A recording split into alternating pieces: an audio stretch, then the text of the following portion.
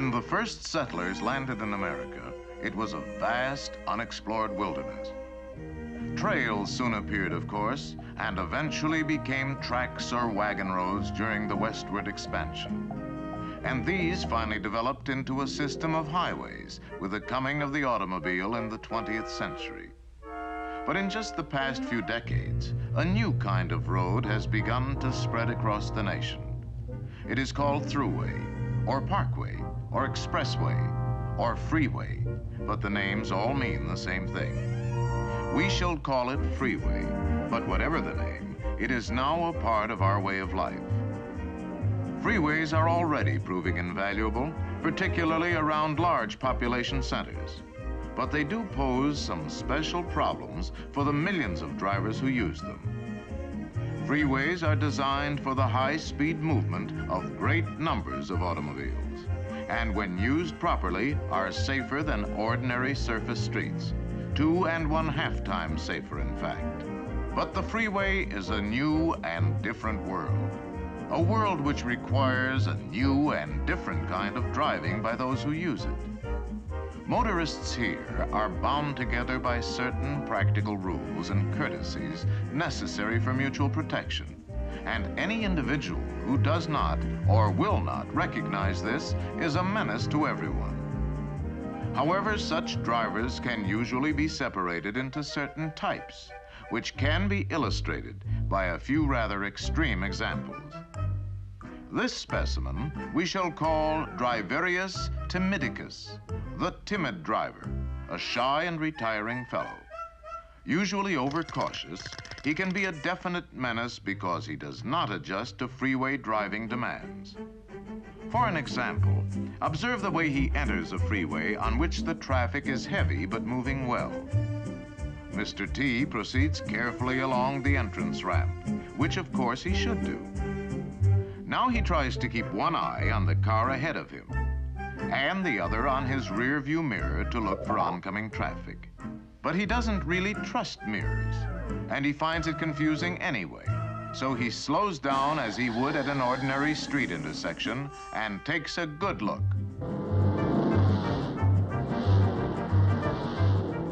The spaces seem very small. So, again, as he would at an intersection, he stops to wait for a big opening. This often comes as a surprise to drivers behind him and can result in a sort of boxcar effect. Now, while Timidicus watches for that big opening, let's go back a moment and see what he should have done. With the entrance ramp clear ahead, he should have been picking up speed to begin to match that of cars in the traffic lanes. His rearview mirror, plus a quick glance back, would have covered any blind spots, and he could have made final speed adjustments in the merging or acceleration lane.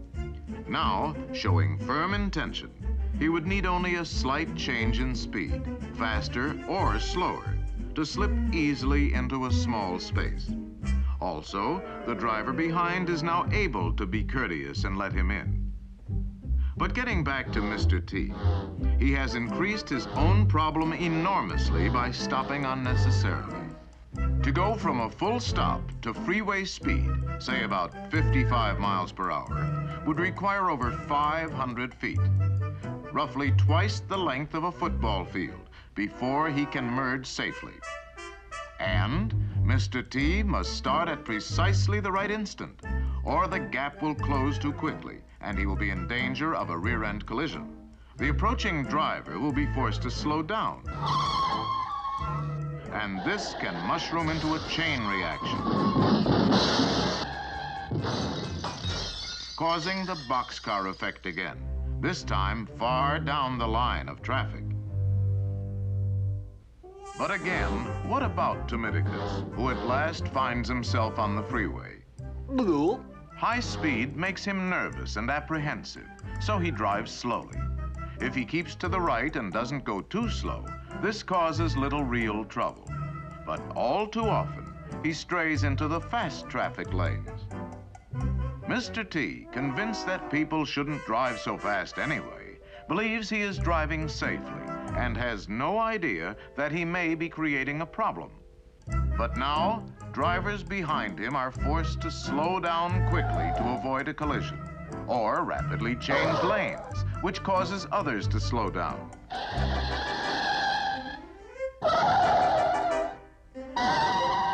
This can result in the usual chain reaction and boxcar effect. And innocent drivers often pay because Mr. T does not adjust to the freeway. The delay and confusion that follows invariably frays nerves and tempers and reveals another freeway menace we shall call Motoramus fidgetus, the impatient motorist. Gall dang people that camp on the freeway. Come on, get going. Members of this species are usually excitable. What's the matter up there? Move it, come on, move it. Explosive in nature.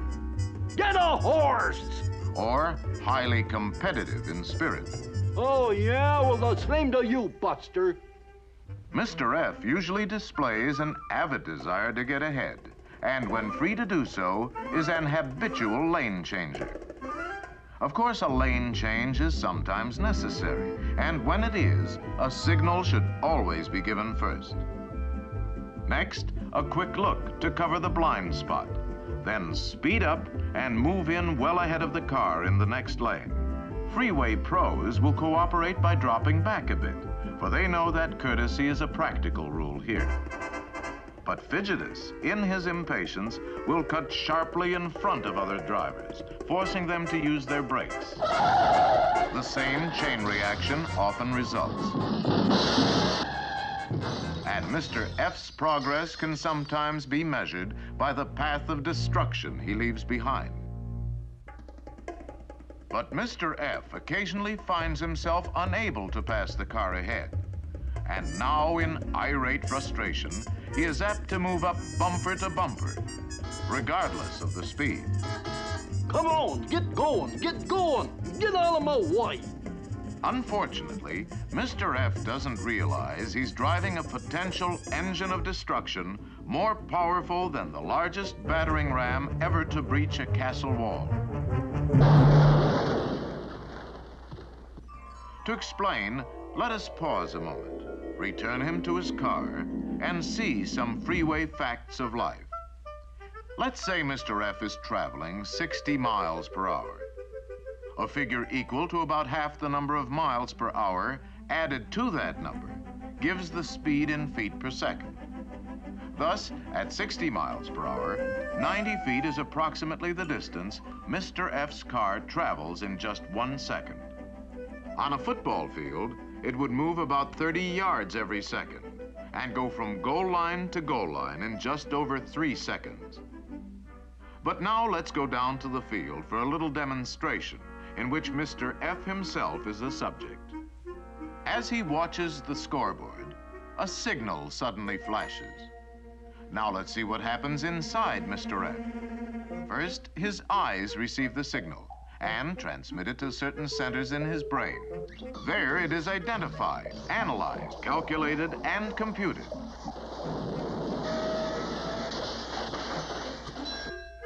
And an action decision may be handed down.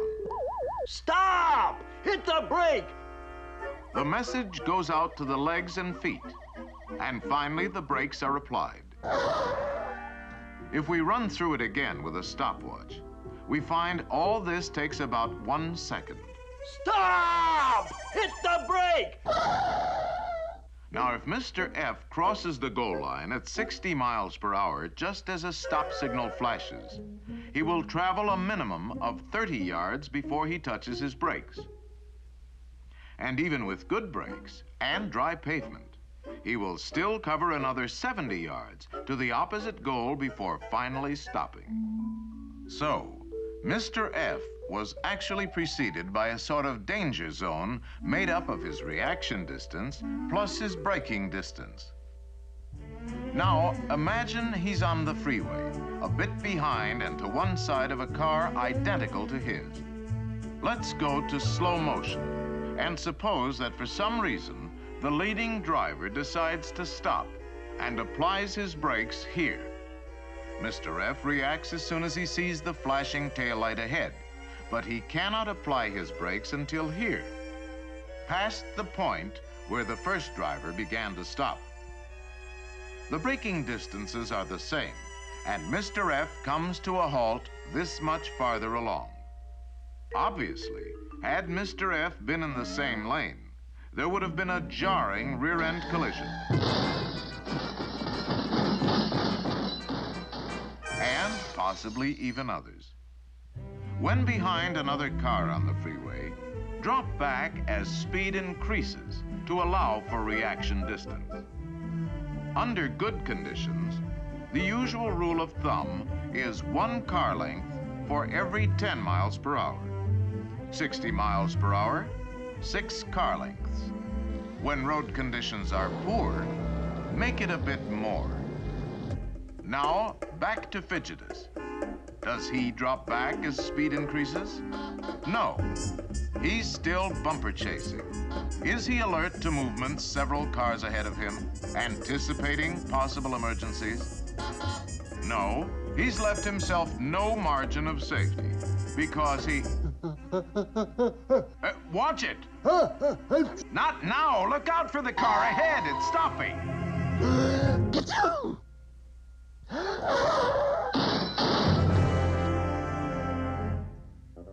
Even if the impact speed is down to 30 miles per hour, the result for Mr. F could be like driving off the roof of a 3-story building.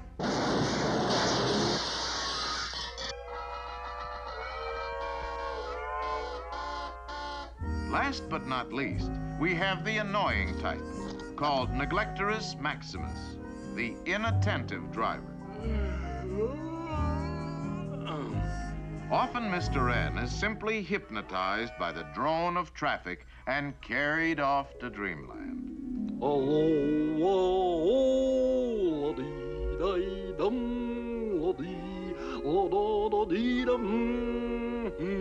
Then again, he may suddenly decide that the freeway is an ideal place to study his maps.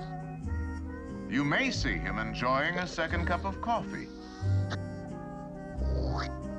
or even getting in a quick shave while driving. Of course, his favorite pastime is conversation, especially with someone in the back seat. Yeah, just picked her up this morning. Flat out, she'll put down anything on the road.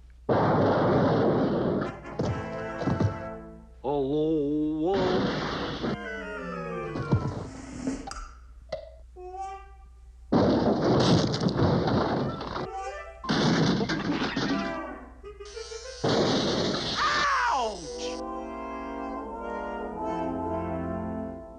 Neglectorus can be a problem to others, even when not directly involved, because he's usually a rubbernecker.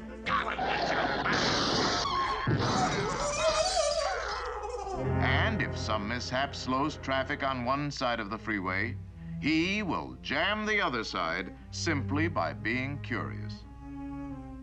And Mr. N is particularly careless regarding signs and directions. Thus, he is usually almost past his exit when he notices it, has to change lanes quickly to make it, and there's the same old chain reaction. Finally, Mr. N often neglects his speedometer and forgets he is moving at freeway speeds as he re-enters the world of surface streets.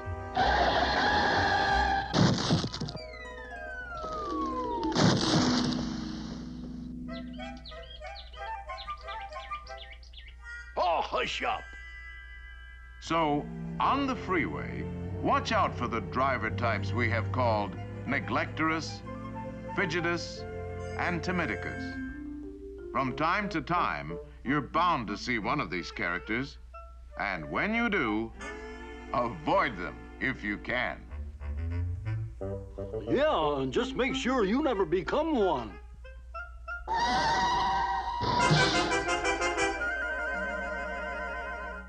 You see what I mean?